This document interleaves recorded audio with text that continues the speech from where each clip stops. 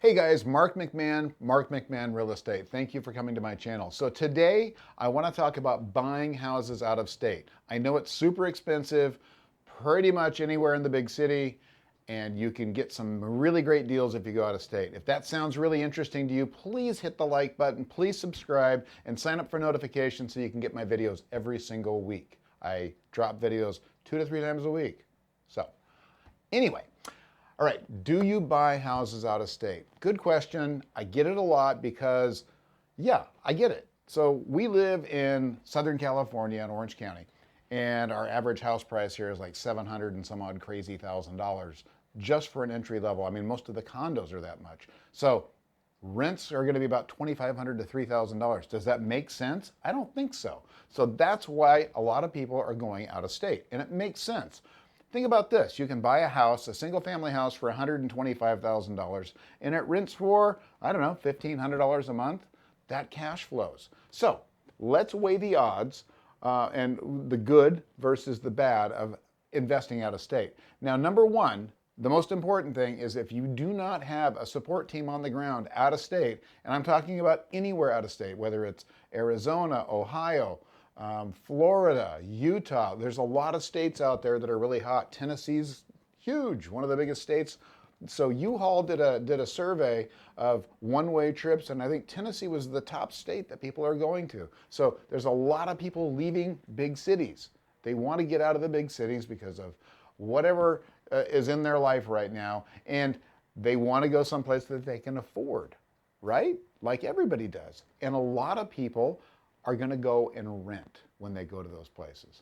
So what does that mean to you as a landlord? All right, so getting properties out of state can be extremely lucrative, but like I said, you've got to have a team on the ground, and the team is your number one thing. You've got to have property management, you've got to have maintenance, you've got to have insurance, you've got to have all the things that go along with being a landlord, and you've got to be able to trust them because you're not there.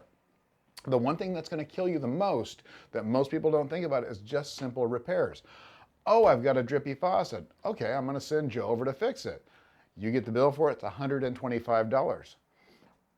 Well, your cash flow is not going to be huge on these houses. It might be $300 a month, it might be $200 a month. So Joe just sucked half of your cash flow out with one leaky faucet.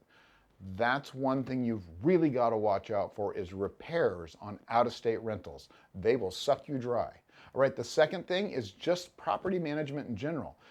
A lot of times these property managers know that you're out of state, you can't come by and look at the property, and they might just rent to anybody, any warm body to get it rented so that they can get their rent-up fee, which is generally half of the first month's rent. They will charge you to get your property rented. And then they're going to charge you anywhere from 7 to 10% a month of the rent coming in to manage it. On top of that, they're going to get a piece of probably every single repair that gets done. So you want to find someone that's honest, that has your best interests in mind. And if you can't find that, you're going to lose money. And I'm, from experience, can tell you, I've gone through, in most of the areas I own properties in that are not in my area where I live, I've gone through 2 to 3 property managers in each one. And it was expensive. And it was a lesson that I learned that I don't want to learn again. So if I go to another area now, I'm going to make sure that I've got a lot of referrals and people that I know that are using these property managers. So that's why if you know somebody that's investing in a certain area or you're following them online, and I don't invest out of state myself. I mean, I've got something in another state, but that's vacation rentals. Find somebody that's actually investing there, not someone that's selling a product. And I have no problem. I have courses. I have all kinds of stuff, guys, or at least they're coming up. But that's not the point. Is I don't want you to find somebody that's trying to sell something in a certain area. I want you to find somebody that's bought something in a certain area and they're talking about it. All right. Don't go to someone that's selling it, because obviously they're going to sell it, right? That's their job. They're doing their job. You want to find somebody that's actually bought houses in that area that understands what's going on, all right? So make sure that that is the most important thing to you. Property management, finding somebody in that area that you can count on, that you can talk to, that'll give you the real deal. Guys, if you like this video, please hit like, please subscribe, and again, thank you so much for showing up. If you're getting ready to start investing, please download the list below that talks about how to get started. And Allie's gonna put a couple of videos up over here about investing in real estate, maybe in your first house, so that you can get going, get rolling. Please watch those too. I'll see you next week. Hey guys, check out these 2 videos. They're really gonna help you on your investment journey. I'm also on Instagram, tons of great video content there, really good stuff. Please subscribe.